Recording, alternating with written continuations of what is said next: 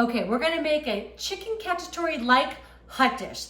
This is so fun because it's kind of like a play on the traditional chicken cacciatore, which is like the bone-in, the chicken with the peppers and the onions and the red sauce, delicious. This is also gonna combine a hot dish.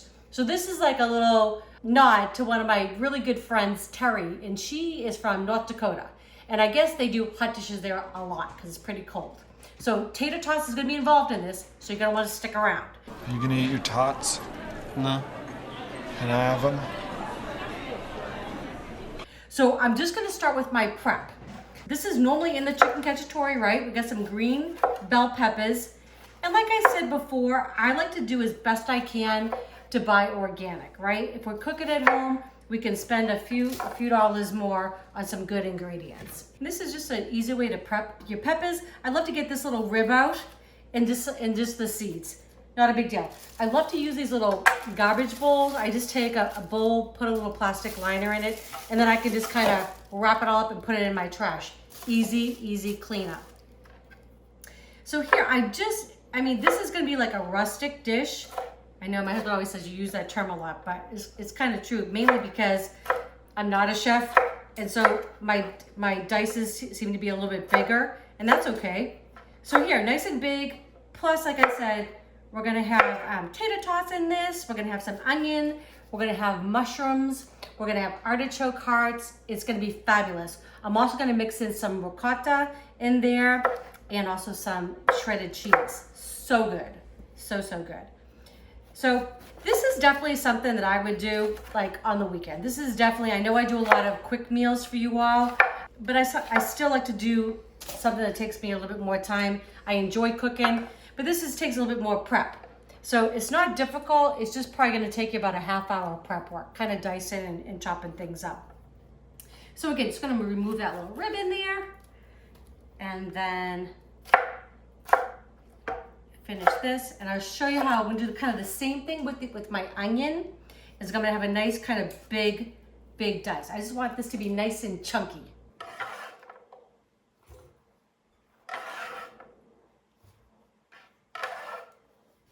Okay, so the same thing with my onion. I've already kind of peeled it back. You want to leave this little end on because you don't want it to come apart as you're cutting it.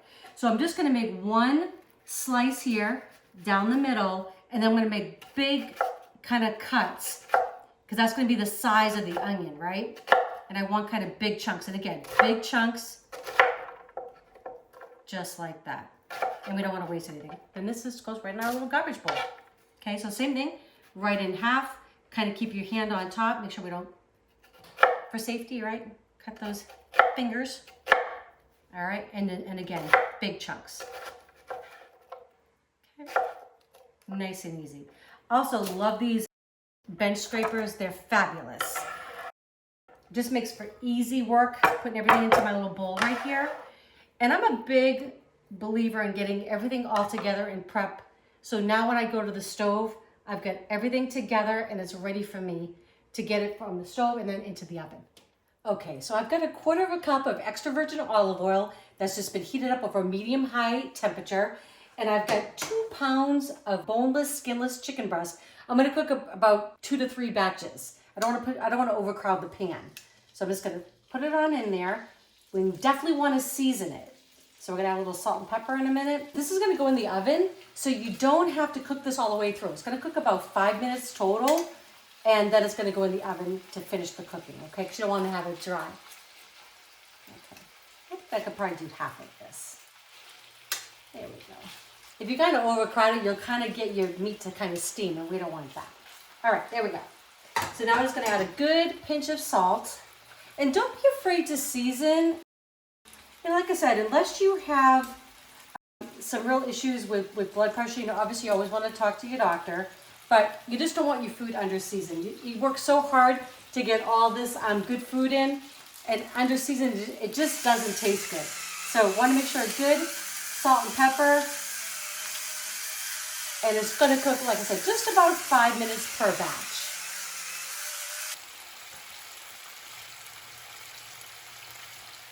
Okay, so this has been cooking for about 5 minutes total time. Like I said, it's gonna finish in the oven. The other thing I didn't tell you is I have 1.5 teaspoons of Italian seasoning, and I just kind of gave a little pinch over each batch of chicken. So I'm going to add it also to my mushrooms. I'm going to add it to my peppers and onions, and it's all going to have that flavor going throughout. It's going to be delicious. It already smells good in here. We just got started. I'm not even going to clean the pan out. Got some chicken juices, no big deal. I'm going to add my onions and peppers right in there. And again, we're always going to season, right? So we're going to add a little bit of salt and a little bit of pepper. This way each layer has lots of flavor, okay? And I'm also going to add a little pinch of my Italian seasoning. So just a little bit going on top. This we actually do want to cook till they're nice and onions are kind of caramelized a little bit and the peppers have softened. So this will take about 6 to 8 minutes total. Okay, so there's never a need to panic. So I'm kind of losing some of the oil, but I really don't want to add too much more to this because, you know, again, it's caloric and all of that. So I'm going to add just a little bit of chicken stock because I still want these, I do want these vegetables to be tender. I don't want these al dente. I just didn't want my onions to start burning, and I didn't want to add the oil. So I always have this on hand, whether it's homemade or in a box like this. It's just a great little kitchen trick. Okay, so this way my onions aren't going to burn. I'm still going to let those peppers soften up, and I'm not adding a lot more fat to my dish. Okay, so the peppers and onions are done. It smells fabulous in here. I just that combination, right? So I'm just going to pour this into my bowl. So this is a few steps, right, to make this hot dish, but it is going to be so worth it. You're going to be so glad you did this. Okay, I'm going to use the same pan, and I'm just going to add in, this is 8 ounces of sliced baby bella mushrooms. I love these. And so sometimes, like I said, we do a lot of home cooking, and sometimes I do take, if there's not much difference in price, it saves me a little bit of work. Why not? Okay, so again, got to season, a little bit of salt, just a little bit over the top, and a little bit of ground black pepper. And then I'm also going to add a little bit of the Italian seasoning. Okay, going over top. And these are just going to cook. And you'll be surprised, like I haven't added any oil to this pan yet. I will in a minute, but I'm going to kind of let the mushrooms will actually release some of their water. So you'll see, just going to be patient. I'm going to kind of not touch it. It's hard for me to do that, but I'm going to leave it and just kind of let them release the oil. I mean, their water, and then I'm going to add a little bit of oil to the pan.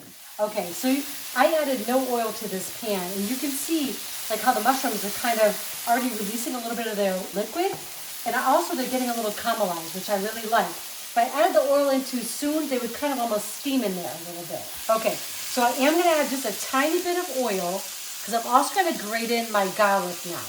So just about 2 tablespoons there.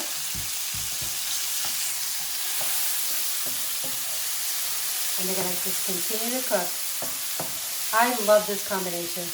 It smells so good in here. Oh my goodness. I wish you guys could come for dinner. Okay, so the mushrooms look fabulous. I've got 2 cloves of garlic. And I love these little handy dandy graters here. They're just so easy, and I can just really, just like that, right over the pan. I'm also a big fan of the garlic that comes in a tube. I know you guys have seen me use that too, but I had a couple heads of garlic on hand and just don't like to waste anything. So here we go. Okay, look how great my fingers there. Okay, there's 1 going in, then 2.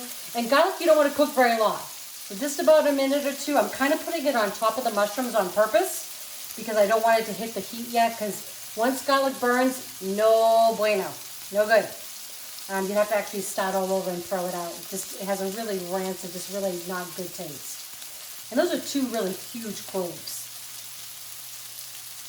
Okay. So I just kind of want to go ahead and make sure you get everything off the back there. Just going to give my hands a rinse and I'll be right back. Okay, so I'm also going to add a good pinch of red pepper flakes right now. We like our food a little spicy. You could totally leave this out. Now we're going to mix in the garlic. And again, this will just, you can cook this for a minute and we're good to go. Just want to get that raw taste kind of out of there. Oh, garlic, red peppers. Delicious. I'm so ready to eat. Okay, that looks really good to me. All right, just as easy as that. I've got one more little step. You're gonna thank me for all this, I promise. So again, a little oil is gonna go into the pan. So funny, one of my great uncles, he was like 90 something when he passed away, Uncle Frankie. He was awesome, so funny, loved his food. But I remember asking him, Uncle Frankie, why does your skin look so good? He's like, olive oil and red wine. So I'm sticking to it. This is 1 can of artichoke hearts that is kind of diced up. I add a little bit of oil, again, a little bit of salt and pepper. You just don't want to have one layer that's not seasoned. Okay, and I'm going to add the rest of my Italian seasoning right in here and just give it all a stir. And these are already cooked and everything. I'm just kind of warming them up and browning them a little bit. And then we're going to get this hot dish assembled. It's going to be amazing. Okay, so all my components are done. I'm just going to shut this off. I'm going to add this to my mushrooms and onions and peppers. And then we're going to get this hot dish assembled. Fabulous. Okay, so this is the best part. We're going to assemble this. So this is 4 cups of homemade marinara sauce that I made, but you could use your favorite jarred. No judgment there. We just do what we like, right? So 4 cups going in. This is 15 ounces of ricotta. You want to strain this because you don't want your sauce to be all watery. So I'm going to pour this in here and I'm going to show you. I don't know if you can see all that, but that's kind of gross. We don't want that in our sauce, right? It would just water it down. No good, no good. All right, so I'm just gonna give that a little stir, a little mix in. And it's gonna make our dish so creamy and so cheesy. I mean, delicious, right? Love it. I don't know, I'm crazy. I'm one of those people that, I literally have breakfast and I'm already thinking about what I'm gonna make for dinner. It's ridiculous. All right, so we just kind of mix that around. I'm gonna add everything in. Chicken's gonna go in, and don't get rid of those juices. That's like little liquid gold there from the chicken. Just gonna add so much flavor to our sauce, okay? Going in, again, kind of give it a little stir. Kind of like to combine each layer as we go, okay? And I love this bowl. This was like a really great find for Eric and I. We love to go thrift shopping. I think I told you all about that before. And we've got some great places around the Dallas area. We live in a little town called McKinney, so cute. But Frisco and Plano, we love to just kind of go explore. We find all these great little shops. Okay, so this is the artichokes, the garlic, the red peppers, the onions, and green bell peppers going in. Everything going, mushrooms. Okay, just gonna, again, give this all a good stir, a good mix. Okay. I could just eat that right, just like that. Other than the chicken's not fully cooked yet, so we don't want to do that. But that will finish cooking in the oven. I do want to get a thorough mix here because once I put it in my casserole dish, my hot dish, right, we're gonna layer the cheeses and our tater tots on top. Yummy! Can't wait for that. So, I already have a casserole, 9 by 13. I got it oiled with a little bit of extra virgin olive oil going in. And I'm gonna do this as best as I can. I'm gonna try to scoop some in because I know this is gonna be messy. And I'm just gonna kind of get this all in the pan. Oh, that looks so good. So this is kind of like my chicken cacciatore-like hot dish. I don't know, but I'm hoping my North Dakota friends would appreciate this if I came to their house with this. I don't know, as a Bostonian, these hot dishes are all new to me. But hey, chicken cacciatore-like, some tater tots, I'm in. Okay, so this is already looking great. I'm just gonna add, this is 2.5 cups. This is shredded smoked provolone. You could use whatever kind of melty cheese that you like. Mozzarella would be really good in there. Asiago, you could use a mixture of cheeses, but this just sounded really good to me. So that's what we're gonna do. So 2.5 cups going in. And the great thing about this kind of hot dish casserole, right, is it feeds a lot of people. What I normally do is I'll make this on the weekend and then Eric and I can have this for lunch during the week. So really, I'm spending a few more minutes, but I'm also doing double duty. Okay, so now just gonna add our tater tots right on top. You just wanna make sure that you're putting them in like a single layer. Just kind of dump a little bit out there and then arrange them. You just don't wanna have them stacked up, because what I want is for these to get really nice and brown and crispy. So good. So I'm gonna take just a few minutes just to I mean, they don't have to be perfectly lined, I know, but I want to get as many on there as I can, because why not? They're delicious. Okay, this is just going to go in a 425-degree oven. I have it on a sheet pan, a little bit of parchment, just in case it kind of spills over a little bit. It's going to take about 25 to 30 minutes. You just want to make sure the tater tots get nice and crispy and brown, and everything is nice and bubbly. So going in. This is heavy. Okay, see you in a few minutes.